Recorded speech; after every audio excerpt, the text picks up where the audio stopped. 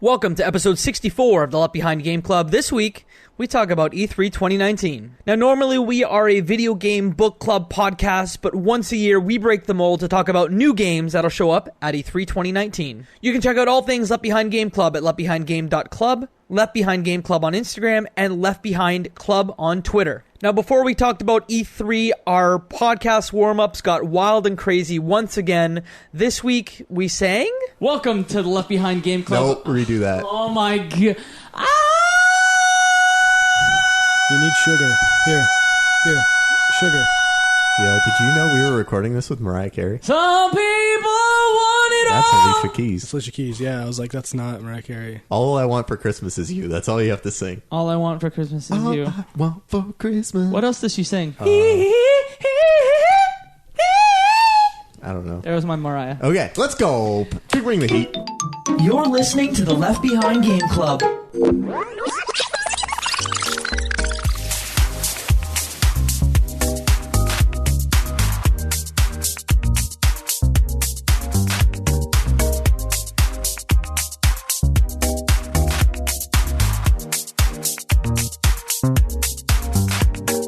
Welcome to the Left Behind Game Club, our never-ending attempt to make sure that no game is left behind. I'm your host, Jacob McCord, and today I have two friends with me. My first friend, you know him.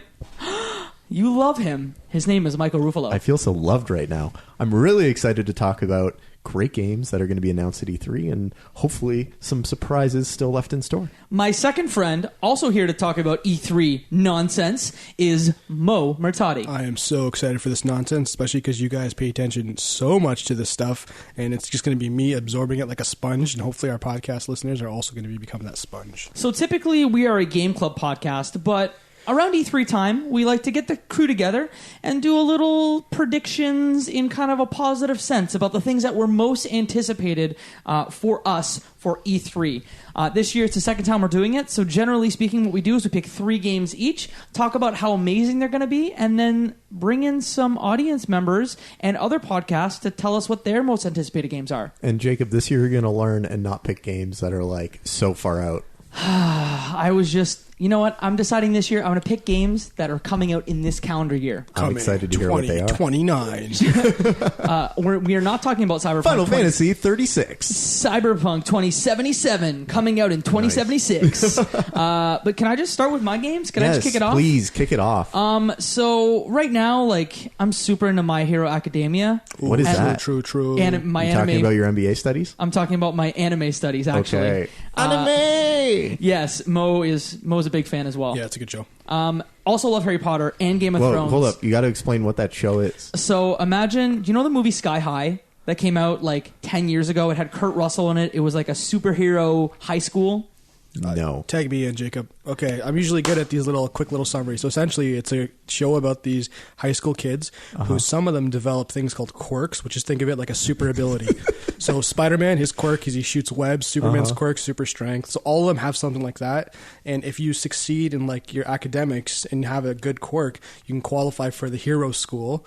When you graduate, you become a hero that's like licensed by like the government to take care of bad guys and villains. So when something happens, they'll bring in a hero kind of thing. So it's One Punch Man? Essentially, it's One Punch. Don't diminish my favorite show. No, right because now. he's got a One point. Punch Man is amazing. The fact that he knows about One Punch Man tells me like that's essentially what it is, like the whole like class rating. Yeah. But it's for high school students. They develop and they become like heroes like that. So more or less the same. You know, like 75% of it just by knowing One Punch Man. It's like One Punch Man plus X-Men Academy. Yeah, pretty much. Okay, cool. Or the movie Sky Got it. High. But anyway. No one has seen that. There are I'm just people. kidding. Someone listening has seen Sky High and is screaming at their stereo, going, "Jacob knows everything." But the reason I bring this up is because Fire Emblem: The Three Houses is my first game pick that I want to talk about for E3. What is this? All I know about Fire Emblem is that Marth and Roy and all of the guys with swords in Smash Brothers are in that series, and I never play them. So this is the rare moment when me and Mike are spot on identical to what we know about something, and it's this. This is why Moe and I are friends. Super Smash Bros. Characters. What do we know about this? Okay, so imagine, you know Game of Thrones, how there's this big I've never map. watched a Game of Thrones. Okay, just talk to me, episode in my Jacob. life. Okay, so Game of Thrones, Yeah. kingdoms, kings, different kingdoms.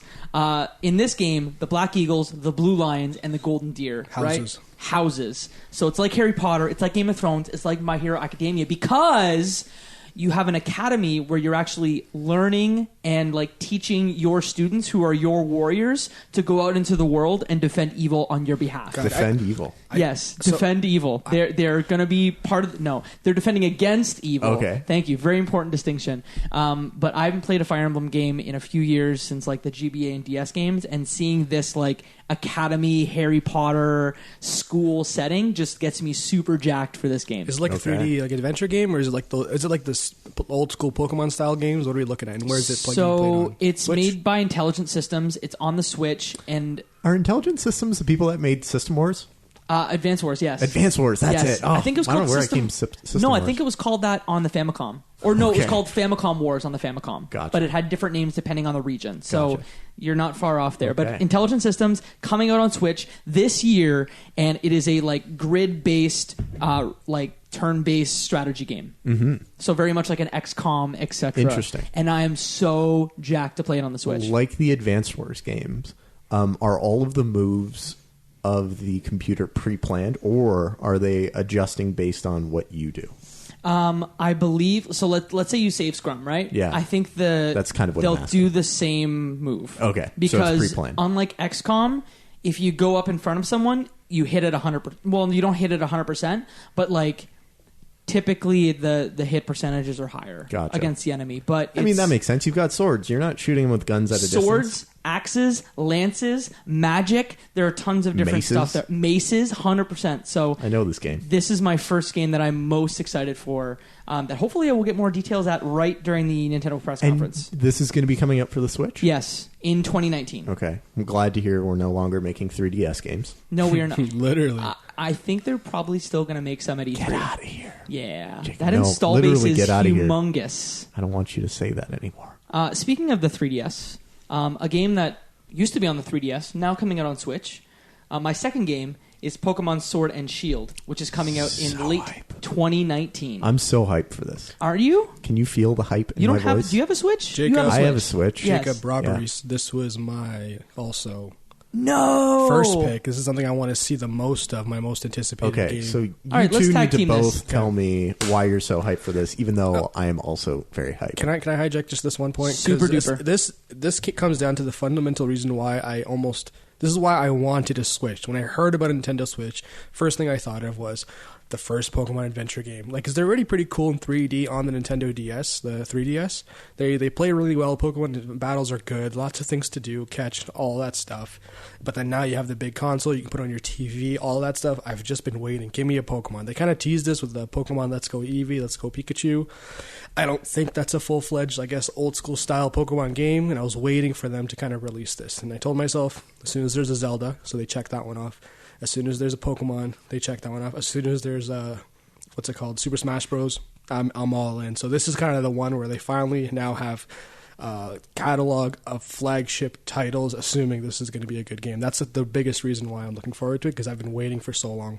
Yeah, the new gen, the like starter Pokemon look pretty cool. There are, of course, your grass, your fire, your water.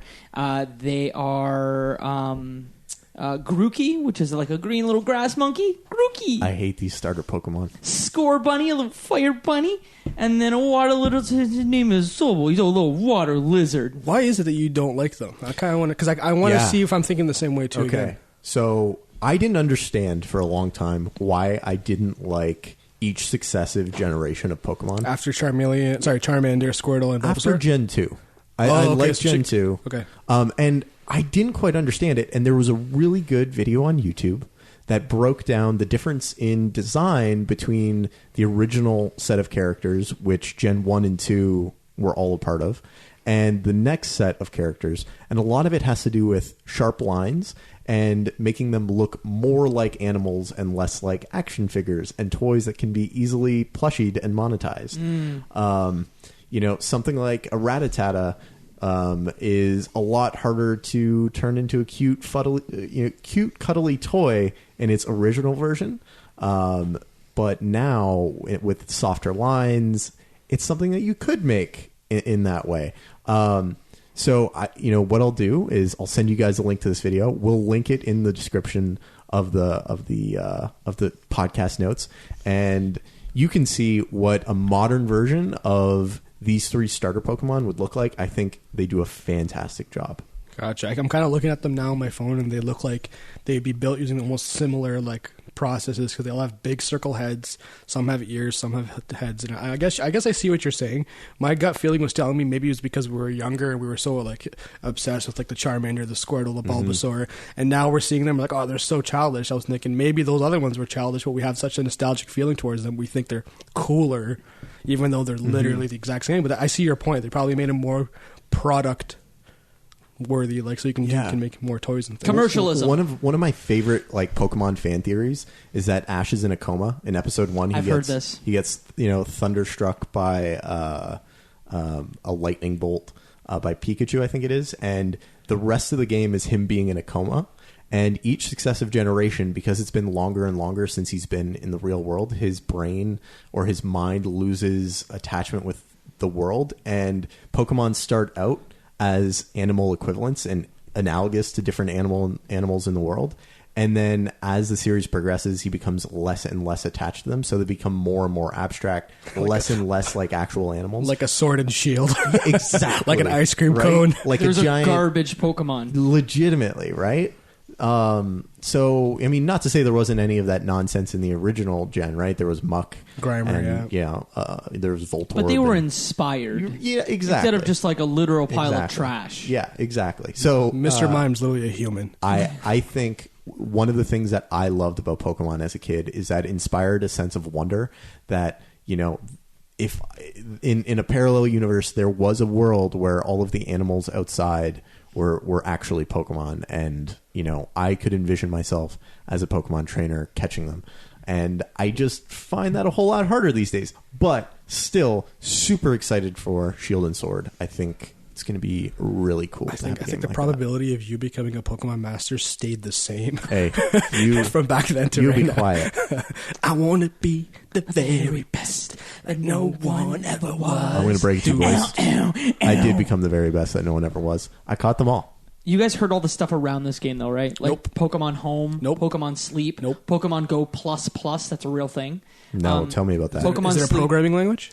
No, Pokemon Sleep is like a sleep app Oh, okay. that you use your Pokemon Go Plus Plus with, which is like a better version of that little Pokemon Go Plus thing that came out with the Pokemon Go accessory. Yes, little accessory. And then Pokemon Home is a cloud-based Pokemon storage solution. Gotcha. Which, like, a super cool thing that brings Pokemon Bank from 3DS, Pokemon Go Pokemon, as well as your Nintendo Switch Pokemon, all in one place. Are they milking this thing as much as possible? Sounds like they might I hope be. it all works well, man. Yeah, so do I. You know what? I keep complaining, but I usually buy the Pokemon game. Yeah. I bought every one except for Let's Go Pikachu, Let's Go Same. Eevee, and Black and White 2, because I'm like, that's not real. That's not canonical. Should I talk about my third game? Yeah, fire it away. Okay, my last game that I'm very excited for at E3 is Control. Do you guys know about Control? No, tell me about it. Okay, so you know Remedy Entertainment? Mm-hmm. They made Max People Payne, behind Alan Wake. and Quantum Break. Oh, they cool. make weird games. Quantum Break was pretty cool. Yes. They make very cinematic. Yeah. They're like movies. Yeah. That's what I felt was Quantum Break. That's the only one of those I actually played. I mean, that is the most like a serialized movie. TV show. Yeah. Well, it was originally supposed to be a TV show game that kind of hybridized the two. Mm-hmm. Multimedia experience. Yeah, back when Xbox was making TV shows. Right? And that was like Wow. the only one that really made it out. Halo kind of made it out too, but that was a Nancy Tellum joint. yes, it was. Good memory. I got a thing for the entertainment industry. But tell me more about Control. So, you guys remember Psi-Ops? I loved Psi-Ops. Thank you. The Mindgate Psi-Ops conspiracy. was so ahead of its time. So good. So ahead of its time. So good. Who owns the Psi-Ops IP right now? Is Who it Warner bought Brothers? THQ? Is it THQ or is it Warner Brothers? Well, it was published by THQ, wasn't it? No, I thought it was like a Midway developed and Midway published joint. Yes, you're correct. Yeah. Who bought all of Midway? Warner Brothers bought some of the IP, You're but not right. all. But not because all Hydro of them. Thunder was bought by Microsoft. Yeah, so I don't know where Psi-Ops is It's right now. lost in legal paperwork. If someone knows where Psi-Ops is, can you please send me a DM directly because I need to know this information. where in Where the can the world people send you a DM, Jacob? They can send me a DM on Discord. You can go to leftbehindgame.club, click the big button on our homepage, and just send me a DM because I need to know. It's like where in the world is Carmen Sandiego, but where in the world is Psi-Ops? Okay, so Psi-Ops, great and game. you will take my mind away in my mind. Where my mind, where my mind. Did you want me to keep singing or keep going with this explanation? I want you to tell me more about Control. Okay, so Control is piqued published my by interest. 505 Games, and essentially it's very much like Psi-Ops, where you have powers, you can customize your weapons, and we don't know much beyond that. So my understanding, or my thought is, someone is going to have it on their stage this E3, and I don't know who it will be, because it is published by 505 Games. So maybe it'll be on the Microsoft stage, who knows. We will see at E3. That game is coming out this year on August 27th. What kind of game is it? Same, like I know you mentioned third-person shooter. Third person. Yeah, with like some like telepathic abilities, so you can like throw things, and maybe you'll have other powers too, kind of like in... It's like a story mode, like pretty much movie experience. Yeah, to me it feels a lot like the way Quantum Break, maybe a little bit less cinematic from what we've seen so far, but like same mold as Quantum Break. How do you guys feel about those? Do you think they do really well? Those like would it be a major title? Like when I say major, like God of War is a major title, Horizon was a major title. Those ones have succeeded fairly decently. Well, this one's interesting, right? Because it's being published by 505, and to me, like, I'm not trying to knock 505, but 505 is not like the first publisher I would think of. They're like in that second tier publisher that gets the medium to small games. Not like I'm not knocking them, but just saying like they get smaller titles. So like 505 doing big things. Big things. They published Virginia as well, which was fantastic. We've played it before. I think they also published the physical release of Rocket League. Oh. Good poll. Well, one last thing, Mike, what do you think about like developers nowadays kind of taking the time to build a full-fledged, I guess, like adventure third-person shooter type game that's just a story? Does that make sense nowadays? Like, will people be coming out, lining up, buying the copies you need to fund the project anymore? Or is this one of the maybe last couple that you're going to see unless they're tied to an old nostalgic video game? I think that's a really interesting point. And you know, what we had seen for a long time, and I'm sure you're familiar with this, was games that came out and, you know, they had a single player mode and they had a multiplayer campaign. Yeah. And, you know, some people never fired up the single player mode, but they were paying for both. Yeah. And now what I think you're finding is publishers no longer feel the pressure to include a multiplayer mode. If they're going to make a story-focused game, they're focusing on the story. They're making a narrative-driven game. And if they're making a game that's multiplayer-focused, they're going to focus on the multiplayer. So I think, you know, I think it does work as long as it comes in at the right price point, and, you know, they're aggressive and very focused in how they market it, because these narrative-focused story games traditionally have less of a long-term tail. Yeah, it scares me because it's going to come out for $79.99. It's going to be tricky for them to come out, any new big game to come out for anything less than that.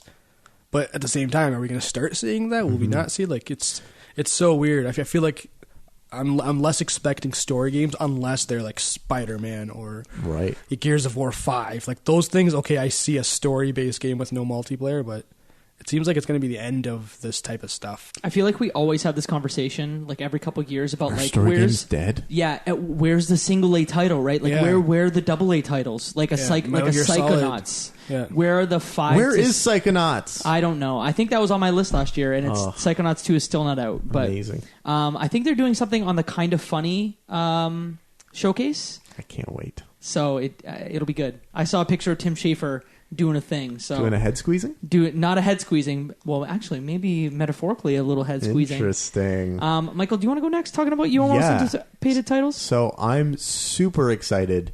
One, because this just leaked. Fable 4. Oh! Right? Okay, boys, did you ever play Fable? Did you play the series? Are you familiar with it? I never grew up with the Xbox life. I was a PlayStation boy, so I just dodged it like without trying. Mm-hmm. Can I kick a chicken in that game? You can do whatever you want to a chicken. Lionhead, right? That's a Lionhead joint? Yes, it's a Peter Molyneux. Yeah. So I did not suffer from the Peter Molyneux overhype train leading into Fable. I stumbled across Fable through, I think, TV commercials and just picking it up. And because of that, I was not severely disappointed by it. My expectations were not set through the roof into the stars.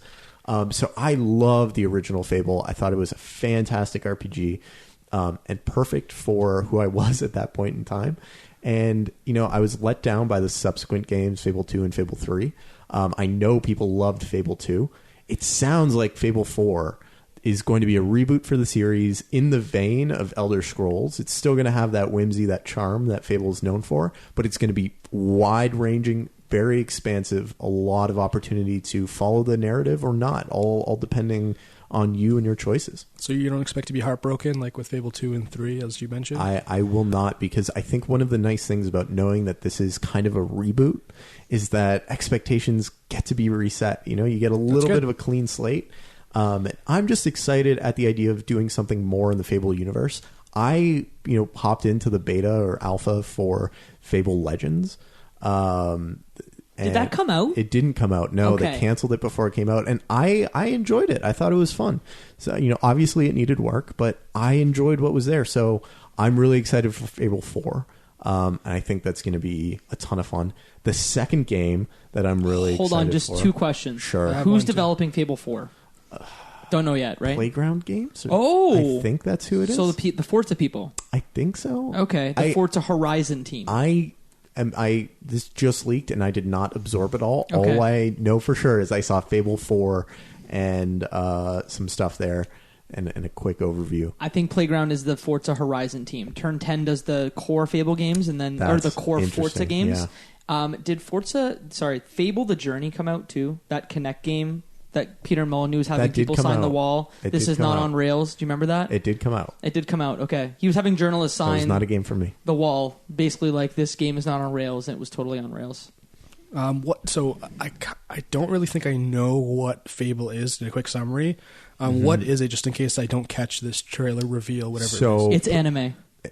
You make decisions, right? It's not anime. It's an adventure game where you make decisions and it impacts the story or something? Think of it as Lord of the Rings, but instead... Sold. But instead of having like a dark, gritty aesthetic, it's a little bit more colorful and playful, and it all takes place in a fantasy version of England, where everyone has a funny little accent, and the choices you make impact what happens in the story later on. And it was also one of those games that had a morality meter and, could impact the way that your character looked as you progressed and all the things that usually come along. A la Infamous or other games. Is it usually like a hero, like you gotta save someone or find something? Exactly. Okay, cool. So Fable 4, very excited for that. The second game on my list that I am very excited for is Watchdog Legion. What is this? Yeah, so this is the new Watchdog game.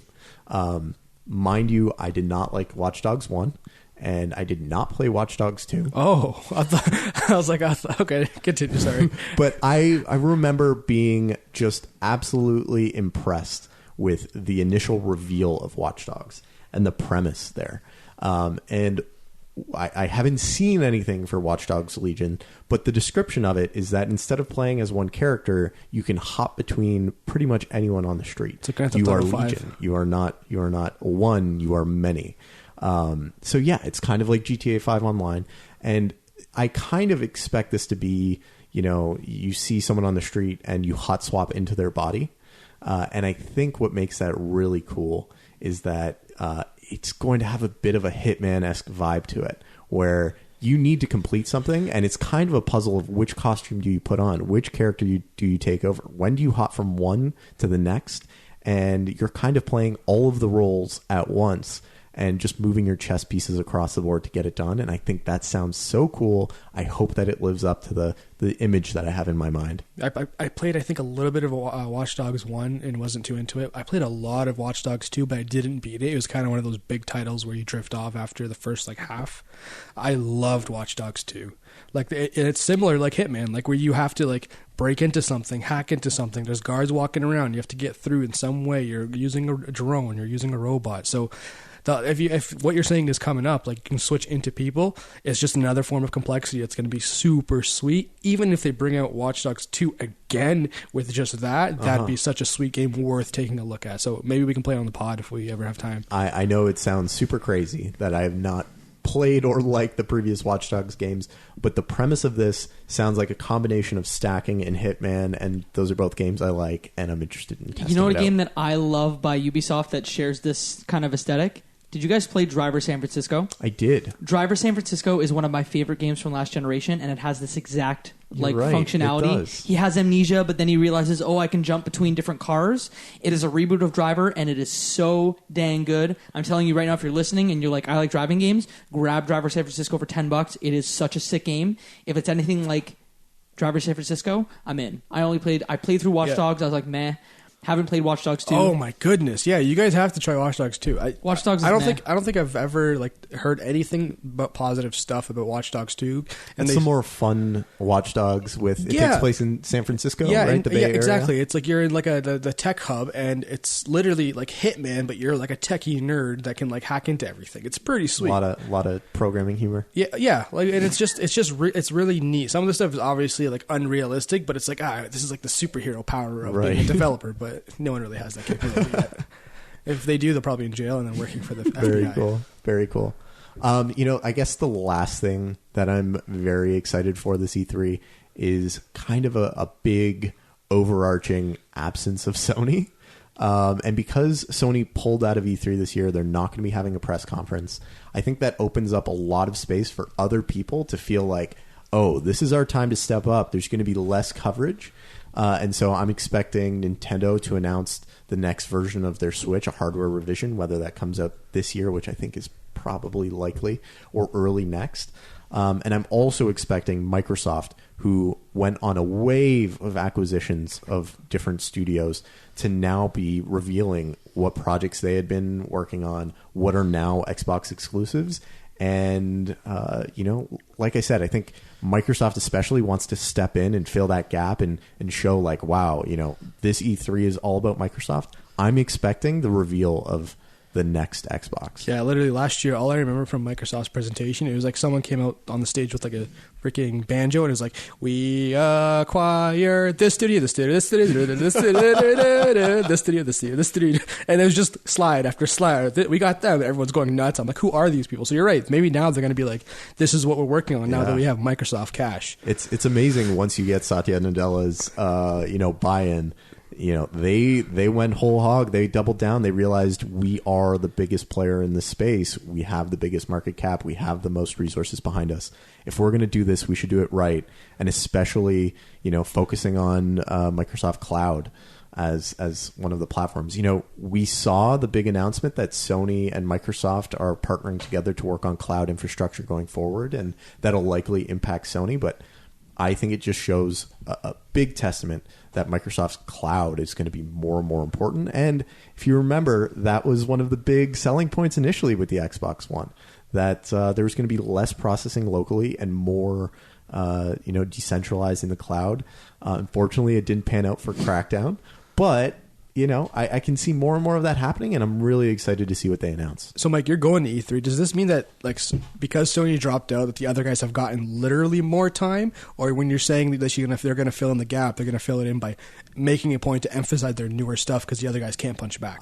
I think what it means, and one of the reasons why people keep dropping out of E3 is, hey, if you have a big announcement, why would you make that announcement when everyone else is also making their big announcements? It just means that as a share of voice, what someone's writing about is going to be on the homepage less, or in their social media feeds less, when there are other things there. So in this case, because all of the Sony announcements are likely not going to be there, it just means like, hey, if Xbox makes a bigger announcement, there's more time for people to be excited about it and for it to really get airtime.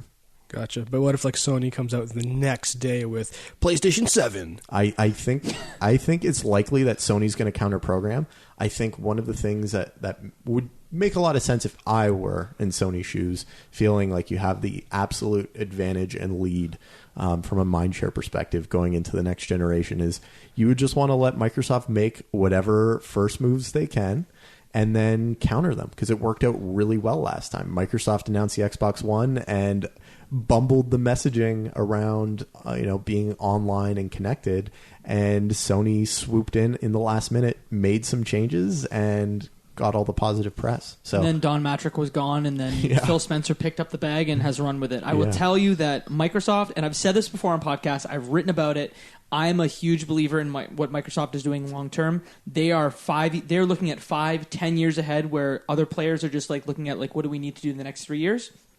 If I make a prediction 10 years from now, and if anyone is listening to this 10 years from now, you can send me a message at Jacob McCord on Twitter and tell me if I'm right.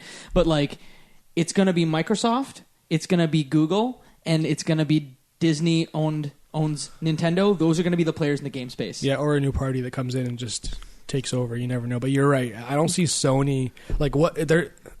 Just the acquisition portion of Microsoft, with them buying studios and content creators, that's, I think, the biggest home run decision, more so than even the infrastructure. They've partnered with Microsoft, who can, like, I don't know what the contracts look like. I'm not a lawyer, but, like, who can say, like, 5 years from now, hey, what we've been charging you for bandwidth, like, how about you're now charge 10 cents more per gig? Yeah. And your business model's wrecked. I'm not a lawyer, but, like, that's a really scary proposition to me to get into bed with Microsoft, but we could talk about this all day. What we should be talking about is your picks for E3, Mo. Yeah. What are your number 1, number 2, and number 3 picks? You've already talked about Pokemon. What are the other two? Yeah, I have Pokemon. And my second one is more so not even a pick. So first of all, I just want to kind of mention that, like, in terms of E3, every single year, I don't really look into what's coming. I stay kind of behind the scenes, and if I'm able to catch a stream, I'll watch the stream live. If I don't, I'll watch the replays afterwards. I kind of like the surprise of not knowing what's coming and getting that splash. So I don't dig in. Same with, like, movies. Like, I will walk into a movie theater and I want to see those trailers because I'm not looking at what's coming up. I want to kind of see them pitch it to me right there. My focus is right on it. So the one thing I'm looking forward to the most is an Apex update. So anything in terms of, like, more players we can play as, weapons, that'd be pretty sweet because it stayed the same. Vehicles, some new spin to it. It's become very stagnant, and I think a lot of people have dropped off to the game. I love it. I still kind of play it, but I would say my playing has gone down about 50%. So I'm wanting something like that. And to go with that, not even specifically Apex, I think Mike brought it up as well, like a battle royale of some kind.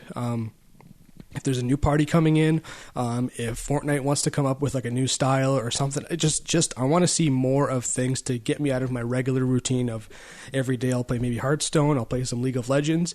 That's been the same for like 4 years. Yo, play some auto chess, bro. Yeah, you mentioned that. So that's the thing. I don't know anything about it besides you literally just saying play auto chess. So that, like, at the same time, like, I want someone to come out and be like, this, like how they released Apex. They said, this is the new battle royale first person shooter, blah, blah, give it a shot, free to play. Look at all this great content. Servers had not that many bugs in it. I want to see something cool like that that some developer, whoever it is, says, you know what, these battle royales have been everywhere. Here's our take on it. Jump on it. It's the best one in the market. I'm ready. I'm ready to drop some cash into it. Let me see what's coming up. That's my big one. I'm looking battle royale. Hopefully, an Apex update that'd still scratch that itch for me. I guess I'm with you, but like I want the weird ones. Like Tetris 99 to me was like the sickest spin on that. Like, give me a Splatoon battle royale, right? Like, give me something else. That's exactly what it is. I want something new, even if it's not a battle royale, but it's a new type of strategy game or something with a team, whatever it may be. That's kind of what I'm looking for, the free-to-play takeover. So I think the last big one I would say was Fortnite. Before that was maybe PUBG, and then Call of Duty, I guess, were the other ones before. Like, in terms of big, everyone's playing it. All of your friends are playing bizarre PUBG. Like, I played 300 hours of PUBG, and just, yeah, I know. Mike just made it. That just registered. How? It's so buggy. But I played it with my friends, like, for 12 hours a week. That's it. That's what it is. Social experiences made a bad game fun. Yeah, it was so... I don't think I've had a better multiplayer experience in the last 5 years than playing PUBG with my friends on PC. You know what you need to do then? You need to play Fortnite with me. What's that? It's a better game. Is that the one where you build forts and then people come and attack you at night and you have to defend against them? It's the one where you have a fork and a knife. Uh-huh. And you can play it on every console and system and fork thing. Knife. Fork knife, yeah. Is that how I eat my food? That's, yep. Mm-hmm. Yep. Fork knife. And it's tasty, let me tell you. That's it's a so spork, tasty. Isn't it? Oh, no, that's a spoon and a No, fork. for real. Fortnite's so good. Stop playing PUBG. Let's I don't play it anymore. Games. I don't play BRs. Okay. Yeah, I just play my little podcast games and go from there. No, but Mo, I totally agree with you. I think there's going to be a really big BR That'd be sweet. Like, it'd be sweet. So excited. Like, I'm poised. Call of Duty Modern Warfare BR is going to be a thing. I'd love to hop back into Apex. I was really good at Apex. It just got really boring when nothing changed. It's 100% what it is. Like, it's great. But, like, you can only bash your head the same way so many times before it gets boring, and that's essentially what's happening. Like, I'll keep playing it, but it's going to get less and less the longer there's really not that significant of an update or something new to keep me interested. So that's kind of my second, I guess, big one. The third one, it's more of a ambiguous thing. Like, I think last year, the I want to be surprised. I love watching these, like, the trailer updates, the world premiere, the ones they always do. Those are the best things. And You've got the Microsoft E3 voice guy going. Yeah, that's Can what he you does. do that again? World premiere. That was real Whoa, good. Mo. That was real good. Have you been moonlighting? That's been my side this hustle. whole time? I'm under an NDA. I can't Why talk didn't about you it. use that voice on the podcast? World premiere. World premiere. World premiere. Hold on, can't you not mention it if you have an NDA? Like, don't you have an NDA on the NDA that you can't even mention that the NDA I've already exists? jumped off the cliff. I might as well just say I am the voice of replacement. World premiere. Yeah, no. So last year was the big one was I think it was Jump Force. That was the Naruto, Goku, One Piece like collab fighting game. I thought that was super sweet, and I was like talking on our Discord channel. If you haven't checked it out, it's on the leftbehindgame.club. Big giant button. Join our Discord server, and you'll see me freaking out. But that's essentially where I caught it. I was like, oh my goodness, I can't believe they're finally doing it. Our anime heroes are finally fighting each other to see who is the best. So I'm waiting for something like big like that. Another one was Ghost of Tsushima that they announced last year. It looked so cool. Just the graphics, the fighting, the ambiance, it all looked sweet. So in terms of the third game, I'm not gonna even put a game out there. I just want something new that's not Battle Royale, that's a story maybe, that just kind of says, you know what, this is the game of 2019 or 2020. Stay tuned. Everyone's gonna buy it, whether it's even freaking Metal Gear Solid spin-off or something, you know, like a Hideo Kojima classic. I want something that I'm not expecting to be like, hey, you didn't think we were working on this, here it is, you're gonna love it, kind of thing. That's what I'm looking forward, almost like the shock of E3. So essentially your picks are Pokemon Sword and Shield, an update to Apex Legends, or a battle and royale then of some kind. Surprise? Essentially, yeah. I want to be surprised. I don't want to go in there and be like, oh, okay, Pokemon Sword and Shield. Okay, Ghost of Tsushima, again, it's coming out. Okay, well, now we have Warcraft 3 or something like I don't want to hear something I've heard about before unless it's like a redoing of like a PlayStation 1 title or like a Nintendo title and they're just crazily redoing something. I want something like really cool. It's either redone from the beginning and not the fourth iteration of something. So those are your picks. My picks again: Fire Emblem, Three Houses, Pokemon Sword and Shield, like you, Mo, and Control. And then Mike, your three picks were Fable 4, Watch Dogs Legion, and some big surprise announcement from all of these studios that Microsoft acquired. Yeah, so yours is Microsoft surprises, and yours is just give me surprises. Give me some big thing, whether it's Nintendo, whether it's Microsoft, or whether it's Sony the next day. Yeah, also like a new Switch, the next Xbox. That qualifies 100%. If a new, like a reasonably soon to come out new mega console, that'd be sweet. We are in a bit of a down year, so like, look, consoles are coming next year. So what are they going to announce this year? Yeah, well, that's the thing. If they announce something about it, that's like we're bringing it out now to like beat the competition. Like if Microsoft is like, yeah, it was coming out in 2 years, but guess what? It's ready. Mm-hmm. So Mike, you're going to be at E3. I'm going to be in Las Vegas during E3. Mo, you're going to be by your computer at E3. That's our show, but before we finish the show, we actually gathered some audio from two of our other podcast friends, from Games Gone and from Video Game Rations. They have some predictions and some most anticipated titles that they'd like to share, so we're going to hear from them right now. Greetings, lovely gentlemen from Left Behind Game Club. I'm Michael from Games Gone, a memory-based podcast, along with my older brother, Larry. Thanks for reaching out to us, guys. So what am I most looking forward to at E3? I would have to say Outer Worlds. I want to see what Obsidian can do with that franchise, especially after the whole debacle with Fallout 76. A lot of games I'm really interested in.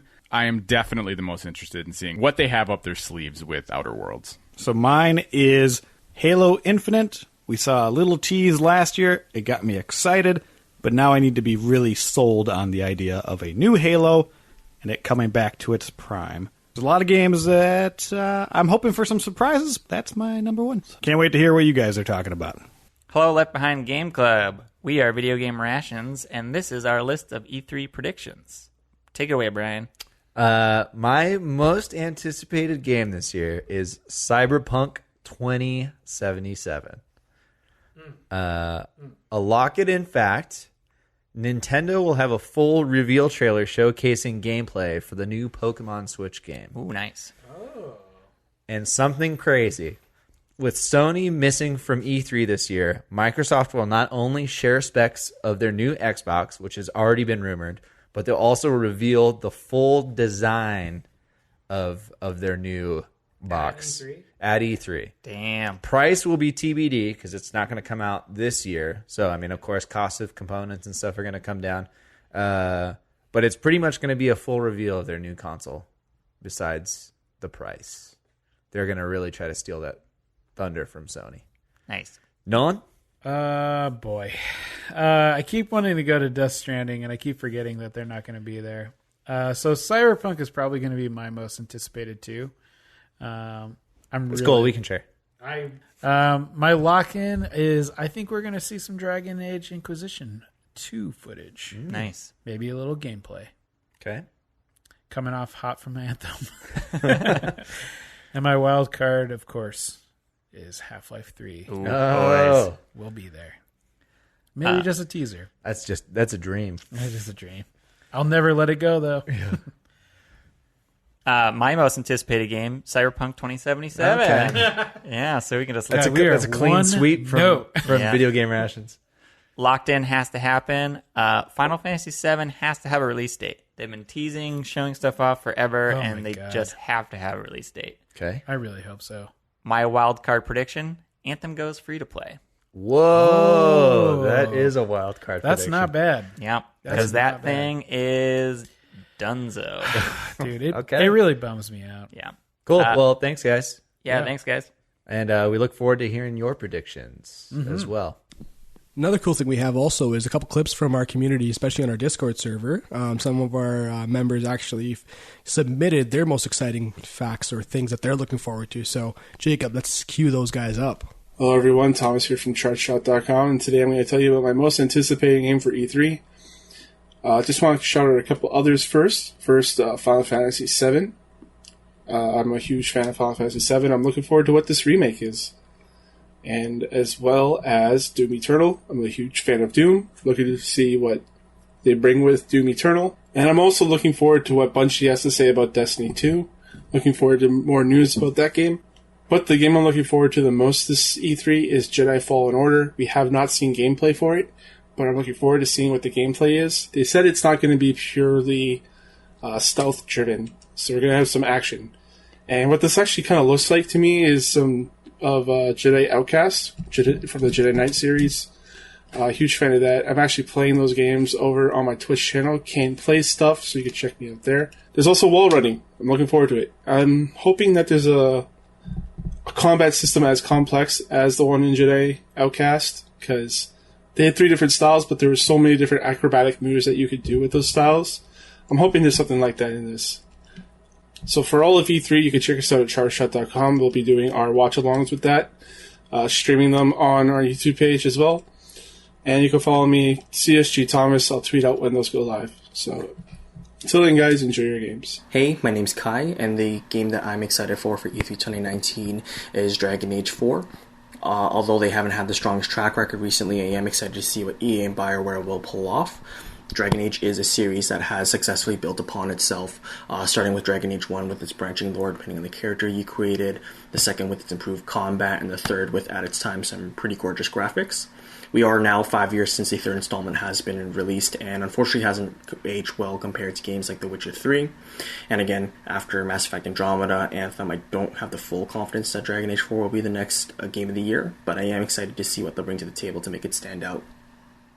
And we also have 2 that were submitted via private message or via Twitter. So we'll start with @BlipFever. I would love to see Animal Crossing, but my favorite E3 thing is I love picking apart indie montages because there's always so much new stuff that I didn't even know I wanted. So again, that was Blip Fever on Twitter. And then one of our other guest hosts, frequent collaborator Travis, had said that honestly, it's probably Animal Crossing or a snippet of information about Metroid Prime 4. Those are his most anticipated titles as well for E3. E3 kicks off on Saturday this year. It's weird because like the actual show I don't think starts until the Monday? No, it does not officially start till the Monday, but we have stuff starting on... Really, it starts today when this comes out with the Pokemon Direct. But there's conferences on Saturday, on Sunday, and then it really kicks off on Monday. Yeah, I get into LA on Friday because you got to be there in time for all of these things. So, Mike, where can the fine folks find you? Well, you can find me in the Discord, and you can get there by going to leftbehindgame.club. I just renewed the domain the other day, boys, because we're in it for the long haul. When you go to leftbehindgame.club, there's a big button in the middle of the page. It'll take you right to our Discord. You can hop in, chat with all the fine folks who are talking about hot deals, hot games, and the modern classics that we're all playing. Aside from that, you can catch me specifically and follow, I think, along on my E3 journey by checking out my Instagram at RuffoloM, RUFFOLOM. And that's where you can find me at. Mo, where can the people find you at? You can find me on most social media platforms at mmertati or mmertati.com. Jacob, where can the fine folks find you? At Jacob McCourt on every major social media platform. And Mike, what do we say to him? And that, my friends, are some hot games I can't wait to see. Woo!